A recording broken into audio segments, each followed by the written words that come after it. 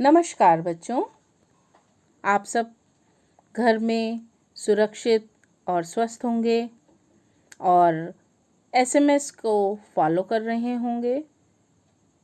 सभी बच्चे अपने हाथों को अच्छी तरह से धोते होंगे, मास्क पहनते होंगे और सोशल डिस्टेंसिंग को फॉलो करते होंगे।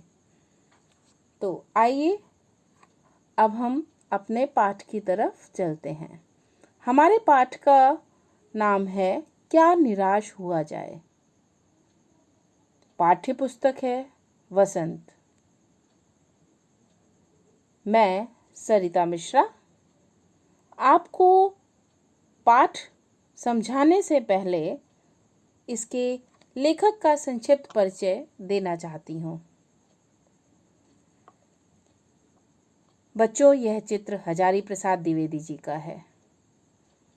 हजारी प्रसाद द्विवेदी हिंदी निबंधकार, आलोचक और उपन्यासकार थे। इनका जन्म 19 अगस्त 1907 बलिया में, मृत्यु 19 मई 1979 को हुई। इनकी शिक्षा बनारस हिंदू विश्वविद्यालय से पूरी हुई। यह आधुनिक काल के प्रसिद्ध निबंधकार, आलोचक और उपन्यासकार रहे। इनकी पुस्तकें हैं बाण भट्ट की आत्मकथा, हिंदी साहित्य, उद्भव और विकास, पुनर्वा और ज्यादा।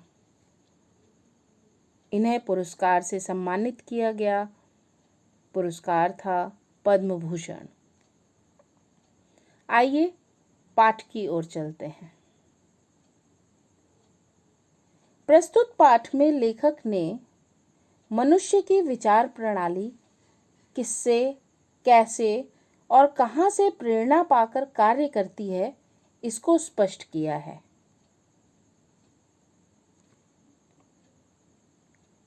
यहाँ पर लेखक कह रहे हैं, मेरा मन कभी कभी बैठ जाता है। समाचार पत्रों में ठगी, डकैती, चोरी, तस्करी और भ्रष्टाचार के समाचार भरे रहते हैं। आरोप प्रत्यारोप का कुछ ऐसा वातावरण बन गया है कि लगता है देश में कोई ईमानदार आदमी ही नहीं रह गया है।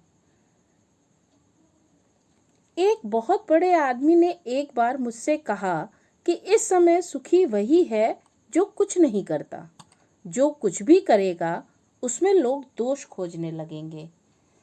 हर व्यक्ति संदेह की दृष्टि से देखा जा रहा है। जो जितने ऊंचे पद पर है उसमें उतने ही अधिक दोष दिखाए जाते हैं। उसके सारे गुण भुला दिए जाएंगे और दोषों को बढ़ा चढ़ा कर बताया जाने लगेगा। दोष किसमें नहीं होते? यही कारण है कि हर आदमी दोषी दिख रहा है, गुणी कम या बिल्कुल ही नहीं। स्थिति अगर ऐसी है तो निश्चय ही चिंता का विषय है। अर्थात दोषों का प्रभाव गुण के प्रभाव की अपेक्षा अधिक होता जा रहा है। इस तरह की मानसिकता धीरे धीरे पूरे समाज की सोच को नकारात्मक बना रही है। क्या यही भारतवर्ष है जिसका सपना तिलक और गांधी ने देखा था? रविंद्रनाथ ठाकुर और मदन मोहन मालवीय का महान संस्कृति सभ्य भारतवर्ष किस अतीत के गहवर में डूब गया।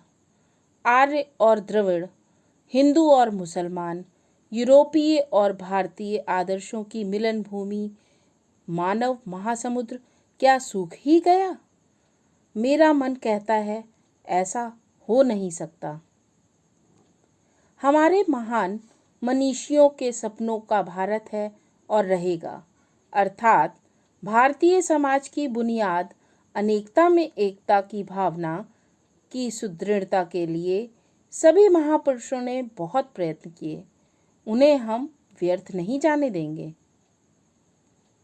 सही है कि इन दिनों कुछ ऐसा माहौल बना है कि ईमानदारी से मेहनत करके जीविका चलाने वाले निरीह और भोले भाले श्रमजीवी पिस रहे हैं और झूठ तथा फरेब का रोजगार करने वाले फल फूल रहे हैं।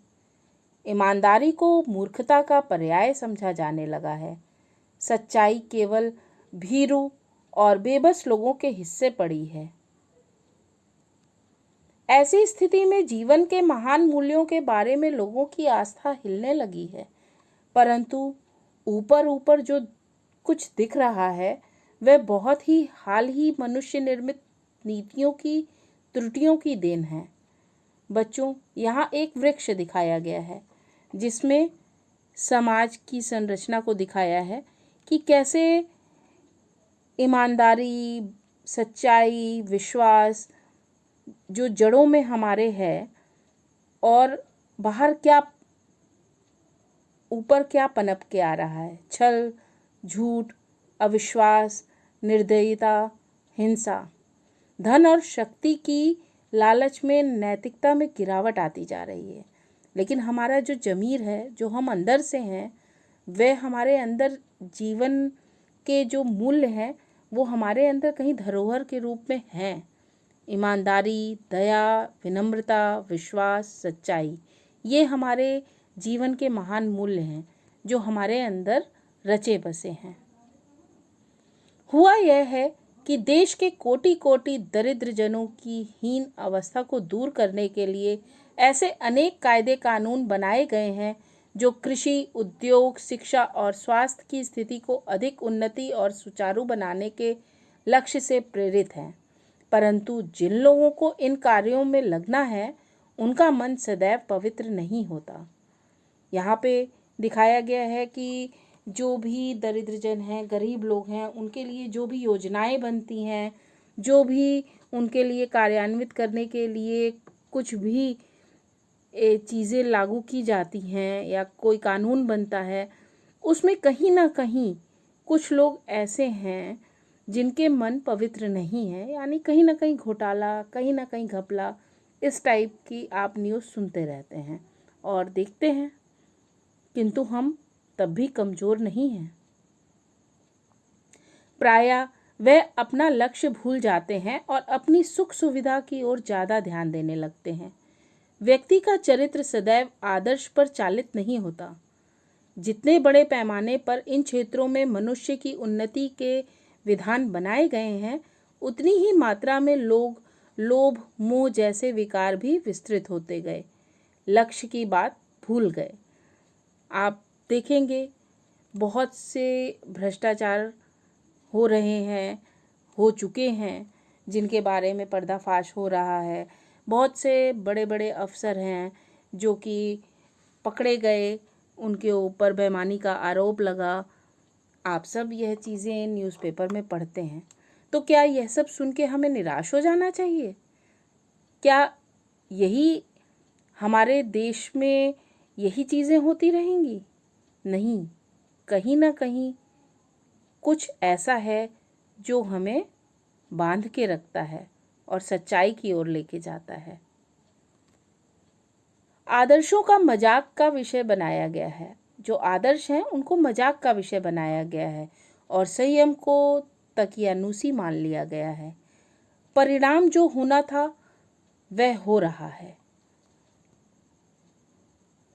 यह कुछ थोड़े से लोगों के बढ़ते हुए शोभ का नतीजा है, परंतु इससे भारतवर्ष के पुराने आदर्श और भी अधिक स्पष्ट और महान और उपयोगी दिखाई देने लगे हैं।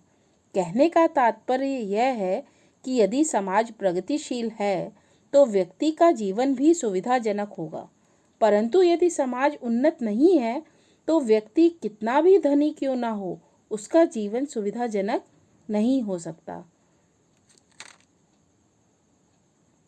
भारतवर्ष सदा कानून को धर्म के रूप में देखता आ रहा है। आज एकाएक कानून और धर्म में अंतर कर दिया गया है। धर्म को धोखा नहीं दिया जा सकता, कानून को धोखा दिया जा सकता है। यही कारण है कि जो लोग धर्मशील नहीं हैं वह कानून की त्रुटियों से लाभ उठाने में संकोच नहीं करते। इस बात के पर्याप्त प्रमाण खोजे जा सकते हैं कि भारत में ऊपरी वर्ग में चाहे जो भी होता रहा हो, भीतर ही भीतर भारतवर्ष अभी भी अनुभव कर रहा है कि धर्म कानून से बड़ी चीज़ है। यहाँ पर इस बात को मैं फिर से दोहराना चाहूँगी कि इस बात के पर्याप्त प्रमाण खोजे जा सकते हैं कि भारत के ऊपरी वर्ग में चाहे जो भी होता रहा है, भीतर ही भीतर भारतवर्ष अभी भी यह अनुभव कर रहा है कि धर्म कानून से बड़ी चीज है। अब भी सेवा, ईमानदारी, सच्चाई और आध्यात्मिकता के मूल्य बने हुए हैं। वे दब अवश्य गए हैं, लेकिन नष्ट नहीं हुए हैं। आज भी वह मनुष्य से प्रेम करता है, महिलाओं का सम्मान करता है, झूठ और चोरी को गलत समझता है, दूसरों को पीड़ा पहुंचाना गलत समझता है। समाचार पत्रों में जो भ्रष्टाचार के प्रति इतना आक्रोश है, वह यही साबित करता है कि हम ऐसी चीज़ों को गलत समझते हैं और समाज में उन तत्वों की प्रतिष्ठा कम करना चाहते हैं जो गलत तरीके से धन या मान संग्रह करते हैं। यह सभी उदाहरण साबित करते हैं कि धर्म के कारण हम में सही गलत की समझ अब भी बनी हुई है। दोषों का पर्दाफाश करना बुरी बात नहीं। बुराई वह मालूम होती है कि किसी के आचरण के गलत पक्ष को उद्घाटित करके उसमें रस लिया जाए। बुराई में रस लेना बुरी बात है। अच्छाई में उतना ही रस लेकर उजागर ना करना और भी बुरी बात है। सैकड़ों घटनाएं ऐसी घटित हैं जिन्हें उजागर करने से लोकचित्त में अच्छाई के प्रति भावना जागती है। यहाँ पर लेखक अपनी ही दो बातें बता रहे हैं, दो कहानियाँ बता रहे हैं। एक बार रेलवे स्टेशन पर टिकट लेते हुए गलती से मैंने 10 की बजाय 100 रुपये का नोट दिया और मैं जल्दी जल्दी गाड़ी में आकर बैठ गया। थोड़ी देर में टिकट बाबू उन दिनों के सेकंड क्लास के डिब्बे में हर आदमी का चेहरा पहचानता हुआ उपस्थित हुआ। उसने मुझे पहचान लिया और बड़ी विनम्रता के साथ मेरे हाथ में 90 रुपये रख दिए और बोला, यह बहुत गलती हो गई थी। आपने भी नहीं देखा, मैंने भी नहीं देखा। उसके चेहरे पर विचित्र संतोष की गरिमा थी। मैं चकित रह गया।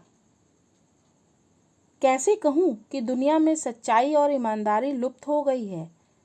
वैसी अनेक अवांछित घटनाएं भी हुई हैं, परंतु यह एक घटना ठगी और वंचना की अनेक घटनाओं से अधिक शक्तिशाली है। यहाँ पर अब दूसरी घटना बता रहे हैं। एक बार मैं बस में यात्रा कर रहा था। मेरे साथ मेरी पत्नी और 3 बच्चे थे। बस में कुछ खराबी थी, रुक रुक कर चलती थी। गंतव्य से कोई 8 किलोमीटर पहले ही एक निर्जन सुनसान स्थान में बस ने जवाब दे दिया। रात में कोई 10 बजे होंगे। बस में यात्री घबरा गए। कंडक्टर उतर गया और एक साइकिल लेकर चलता बना। लोगों को संदेह हो गया कि हमें धोखा दिया जा रहा है। बस में बैठे लोगों ने तरह तरह की बातें शुरू कर दी। किसी ने कहा, यहाँ डकैती होती है, 2 दिन पहले इसी तरह एक बस को लूटा गया था, परिवार सहित अकेला मैं ही था। बच्चे पानी पानी चिल्ला रहे थे। पानी का कहीं ठिकाना ना था। ऊपर से आदमियों का डर समा गया था। कुछ नौजवानों ने ड्राइवर को पकड़कर मारने पीटने का हिसाब बनाया। ड्राइवर के चेहरे पर हवाइयाँ उड़ने लगी। लोगों ने उसे पकड़ लिया। वह बड़े कातर ढंग से मेरी ओर देखने लगा और बोला, हम लोग बस का कोई उपाय कर रहे हैं, बचाइए, ये लोग मारेंगे। डर तो मेरे मन में था, पर उसकी कातर मुद्रा देखकर मैंने यात्रियों को समझाया कि मारना ठीक नहीं है, परंतु यात्री इतने घबरा गए कि मेरी बात सुनने को तैयार ही नहीं हुए। कहने लगे, इसकी बातों में मत आइए, धोखा दे रहा है, कंडक्टर को पहले ही डाकुओं के यहाँ भेज दिया है। मैं भी बहुत भयभीत था, पर ड्राइवर को किसी तरह मारपीट से बचाया। 1.5-2 घंटे बीत गए। मेरे बच्चे भोजन और पानी के लिए व्याकुल थे। मेरी और पत्नी की हालत बुरी थी। लोगों ने ड्राइवर को मारा तो नहीं, पर उसे बस से उतारकर एक जगह घेर कर रखा। कोई भी दुर्घटना होती है तो पहले ड्राइवर को समाप्त कर देना उन्हें उचित जान पड़ा। मेरे गिड़गिड़ाने का कोई विशेष असर नहीं पड़ा। इसी समय क्या देखता हूँ कि एक खाली बस चली आ रही है और उस पर हमारा बस कंडक्टर भी बैठा हुआ है। उसने आते ही कहा, अड्डे से नई बस लाया हूँ, इस बस पर बैठिए। वह बस चलाने लायक नहीं है। फिर मेरे पास आकर एक लोटे में पानी और थोड़ा दूध लेकर आया और बोला, पंडित जी, बच्चों का रोना मुझसे देखा नहीं गया, वहीं दूध मिल गया, थोड़ा लेता आया। यात्रियों में फिर जान आई। सबने उसे धन्यवाद दिया, ड्राइवर से माफ़ी मांगी और 12 बजे से पहले ही सब लोग बस अड्डे पहुंच गए। कैसे कहूँ कि मनुष्यता एकदम समाप्त हो गई। कैसे कहूँ कि लोगों में दया माया रह ही नहीं गई। जीवन में जाने कितनी घटनाएं ऐसी हुई हैं जिन्हें मैं भूल नहीं सकता। ठगा भी गया हूँ, धोखा भी खाया है, परंतु बहुत कम स्थलों पर विश्वासघात नाम की चीज मिलती है। केवल उन्हीं बातों का हिसाब रखो जिसमें धोखा खाया है तो जीवन कष्टकर हो जाएगा। परंतु ऐसी घटनाएं भी बहुत कम नहीं हैं जब लोगों ने अकारण सहायता की है, निराश मन को ढांढस दिया है और हिम्मत बंधाई है। कविवर रविंद्रनाथ ठाकुर ने अपने प्रार्थना गीत में भगवान से प्रार्थना की थी कि संसार में केवल नुकसान ही उठाना पड़े, धोखा ही खाना पड़े, तो ऐसे अवसरों पर भी हे प्रभु, मुझे ऐसी शक्ति दो कि मैं तुम्हारे ऊपर संदेह ना करूं। मनुष्य की बनाई विधियां गलत नतीजे तक पहुंच रही हैं तो उन्हें बदलना होगा। वस्तुतः आए दिन इन्हें बदला ही जा रहा है, लेकिन अब भी आशा की ज्योति बुझी नहीं है। महान भारतवर्ष को पाने की संभावना बनी हुई है, बनी रहेगी। मेरे मन निराश होने की ज़रूरत नहीं है। तो बच्चों, न रहो न निराश करो मन को, कुछ काम करो, कुछ काम करो, जग में रहकर कुछ नाम करो। तो इन पंक्तियों के साथ मैं पाठ का समापन करती हूँ। हमें मन में विश्वास की ज्योति जगा के आगे बढ़ते रहना है। इस समय जो महामारी फैली हुई है, हमें ईश्वर से यही प्रार्थना करनी है कि हम सभी इससे सुरक्षित रहें और सारा संसार इस महामारी का जो संकट काल है इससे उभर कर आगे बढ़े। जय नारायण बच्चों।